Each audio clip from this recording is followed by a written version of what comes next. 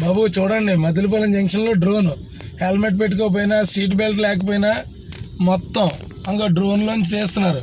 మన వాళ్ళు సిగ్నల్స్ మానేసి వెళ్ళిపోతున్నాం కదా, మనం అందరికీ ఇబ్బంది అవుతుంది. చూసుకోండి దయచేసి గ్రూప్ సభ్యులు. అగోండి డ్రోన్ కెమెరాలో మొత్తం ఎవరు హెల్మెట్ పెట్టుకోకపోయినా ఏం పెట్టుకోకపోయినా మొత్తం అందరిది షూట్ చేస్తున్నారండి. అగోండి పిలిపివ్వండి, మేము సరదాగా సిద్ధంగా ఉన్నాం, మీ వెనకాల ఉంటే కార్యక్రమాలు జయప్రదం చేస్తామని చెప్పి తెలియజేస్తా ఉన్నాం. అదేవిధంగా ఈ రోజు కార్మికులను తగ్గించేసి ఇష్టానుసారం ఉత్పత్తి కుదించేసి స్టీల్ ప్లాంట్ ఇబ్బంది పాలు చేస్తా ఉన్నారు. కాబట్టి ఈ విధానాలు మార్చుకోవాలి.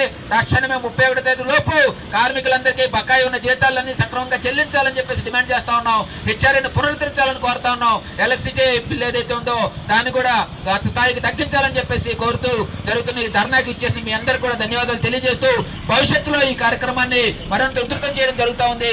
ఆ కార్యక్రమాల్లో కూడా మీరందరూ పాల్గొవాలని చెప్పి కోరుతూ నాకు అవకాశం. నువ్వు జీతం తీసుకోవడం లేదా?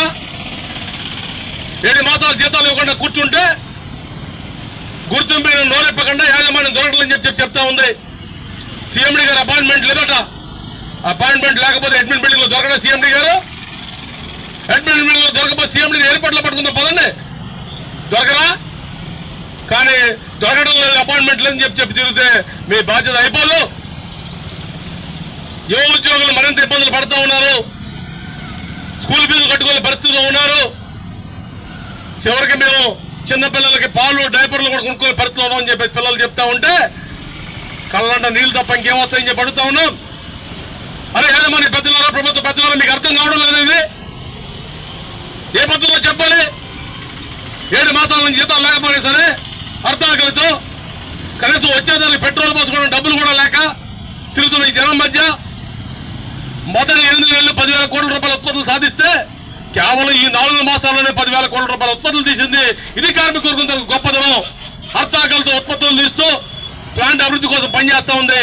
కాబట్టి వెంటనే ఈ 3 సమస్యలు ఏవైతే ఉన్నాయో, జీతాల సమస్య కానివ్వండి, హెచ్ఆర్ సమస్య, కరెంటు సమస్య కూడా పరిష్కారం చేయాలని చెప్పేసి డిమాండ్ చేస్తా ఉన్నాం.